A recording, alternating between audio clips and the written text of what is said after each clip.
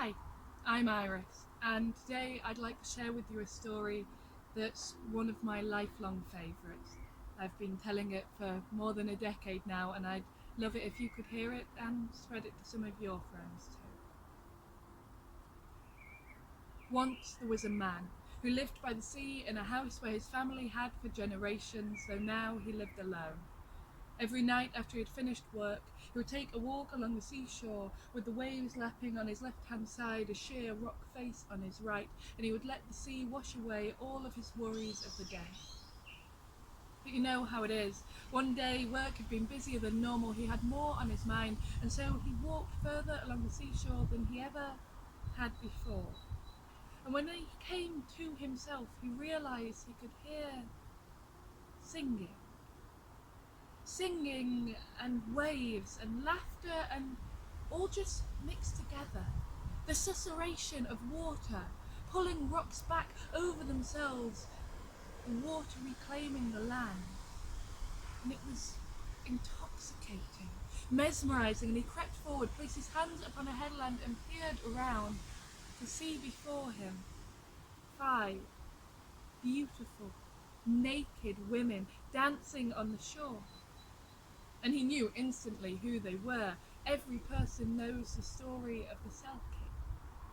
Women but twice a year, at the highest tides, and there they inhabit the liminal space between sea and sand, and they dance and they sing and they revel because the rest of the year they are sealed in their ocean home.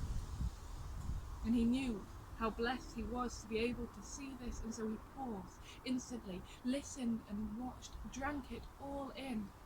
And I could not tell you how long he stood there on the beach, how many hours, but his thighs began to cramp, and then one finger on the edge of the cliff touched one rock, and it clattered discordant down the cliff face, and suddenly all of the women stopped. Wildness suddenly evident in every poise and angle of their bodies. They stooped to their feet, grabbed their seal skins, wrapped them around their shoulders, and jumped for the waves. And he ran out from behind that cliff face, begging them, "No, please, don't go. I mean you no harm. Stay. Sing for me, please." But they were gone. And he stood alone on the seashore with one beautiful, naked, terrified young woman who looked at him with wide, wet brown eyes and said, "Please. Please give me back my skin. It's part of me and I cannot go home to my sisters without it. Please."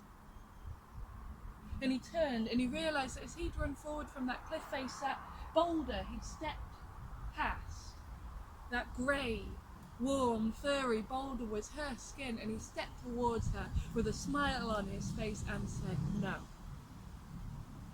No, I will keep this skin and you will stay with me. I will keep this skin and I will take good care of you. You will be my wife. And we will live together. We will be happy. I will bring you presents from market and you will sing that song for me. I can't live the rest of my life never hearing that song again. No, you cannot leave me." That skin, it is me. I will come with you. I will be your wife. And together the two of them walked back along the shore to his house, and they sat in 2 great chairs before the fire until she finally fell into a fitful sleep as the flames danced over her face. And he stood, still holding that skin that he'd never let go of, and he walked upstairs to the 2nd floor. Because he knew, a creature of water now trapped on land, the one place she would not go was air. And so he took that skin and he took an iron key and he opened the door up to the flat roof. And in between the 2 layers of his roof and ceiling there was a gap, a cavity, and he squished and he pushed and he hid that skin in between the 2 layers, and then he locked the door. And so they lived together. The first few days rolled by. He went to work every day. She did not leave the house. But at the end of the week, he came back via market and he brought her a beautiful necklace. And he smiled at her as he put the chain around her neck. And the 2nd week, days rolling into each other quicker now. She'd go out into the garden, not on the side facing the sea, the other side. And she'd almost walked down to the village nearby, and he brought back from market that week a comb. And she sat before the fire and combed her hair, and he watched her with greedy, eager eyes. And the days rolled into weeks, rolled into months. And over the months, her belly began to swell. And she gave birth before the year was out to a baby boy. A baby boy, the pride of his father, with these ruddy cheeks, built of the earth, but with her wet brown eyes, staring up eagerly at everything, this whole new world. And the days rolled into weeks, rolled into months again, and before another year or two were out, her belly began to rise and swell and then dip and fall, and she gave birth to a baby girl. A baby girl, and their family was complete. And you should have seen those two kids grow and laugh and play with each other, crashing toddlers. You know how they are in a house, but bumping off each doorway, each frame, each other, crashing, rolling waves. And she laughed at them, their wide, wet brown eyes staring up at everything. And he, the father, would carry each child on his shoulders, run them around the garden. He was a good father. He loved his children dearly. And so what did it matter?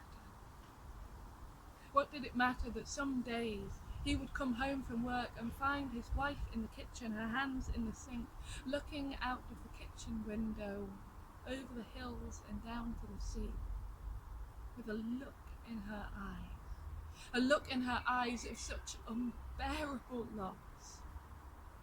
What did it matter?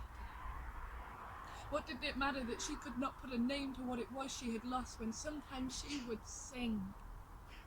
Not often enough, but just every so often she would sit in front of the fire with him and she would sing that song he'd heard so long before. And everything was right with the world. That haunting melody just digging into the back of his spine. And so the years passed. And then well, then the little girl had a plan. She had a plan. She'd made it up all herself, but she needed her brother's help just to carry it off. She'd managed to find her dad's iron key. She'd managed to find the iron key up to the roof. And she knew she wasn't meant to go up there, so she waited till while her mother was out and her father was at work. And then she got her brother to help give her a leg up. And she used the key and she opened the door. And then she stood on the roof with the wind blowing back her hair, and she was queen of everything around her. Queen of the rolling hills and the sea far below. Everything was her kingdom, and her brother stood at her side, a loyal knight, a sword in his hand. They were victorious. It was a bit cold though. It was a bit cold, that biting wind, and well, then the wind stole her brother's sword. And well, she got tired first. The wind was biting at her legs, and she started to lower herself back down into the house. And there, in between the two layers, while her finger touched something grey and warm, and she began to pull and pull at it from out, and it fell.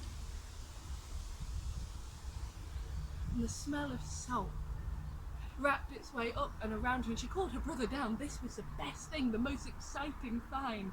And so they locked the door and they went down to the room next to the kitchen, and they pulled this skin, this fur, around both of them, wide enough it went over both of their shoulders and still trailed along the floor.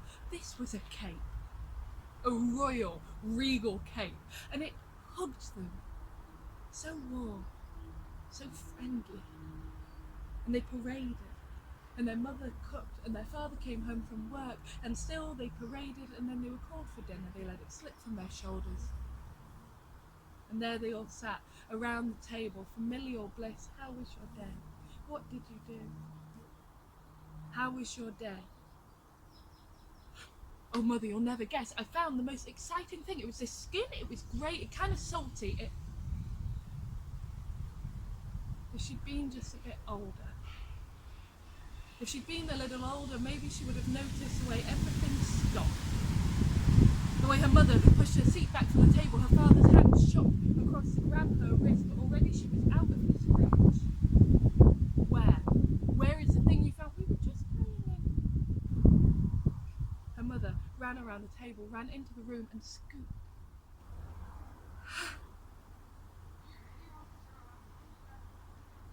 The salt wrapped its way around her, and for the first time in 7 years, her heart beat in time with the ocean waves on the shore.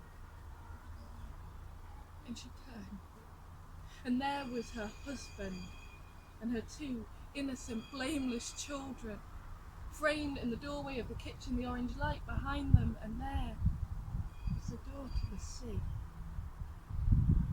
And she held her skin tight to her chest. And she ran. She ran out of that door, kicking off her shoes, pulling at her dress, letting the bitter wind pull it from her shoulders until she was naked and streaming across the field, down over the rolling hills towards the sea. Her children running quickly behind her, but their legs so short, crying after her, "Mother! Mother, why? Where are you going?" Crying like keening seagulls behind her, but her partner, her husband, wasted no time on words. He knew if he did not catch her, he would never see her again, and so he ran after her. She ran down over the fields, over onto the rocks sure-footed, never slipping, bounding towards the oncoming wave. He started slipping, barnacles scratching at his legs. He fell to his knees as she reached the shore, out of his reach. Her children still far back, in front of the house, grass around their ankles as she pulled her skin around her shoulders, and her fingers began to fuse back into fins, and she leapt to the ocean wave, her feet a flipper, but crashed and was gone. And the man stood alone on the seashore, his children crying behind him, and he stared at the unfathomable ocean. And then he turned and he walked back. And they lived all right after that. They were happy. The man and his 2 children in a house by the sea. He never took walks along the seashore anymore, but they played. They played and beachcombed and made castles, and some days, not often enough, but just a bit, there would be days where they find the perfect seashells with a bit of sea hole carved in, perfect for stringing around their necks, sea glass kissed by the waves. On those days where the beauty and treasures were all around them, they'd look out to the ocean and they'd see 5 bobbing seal heads watching them. And they'd gather together their treasures, they'd go back up the hill to their home, and they'd lay them out on the warm wood kitchen table and look at their father, trying to bring him a bit of joy from the ocean once more.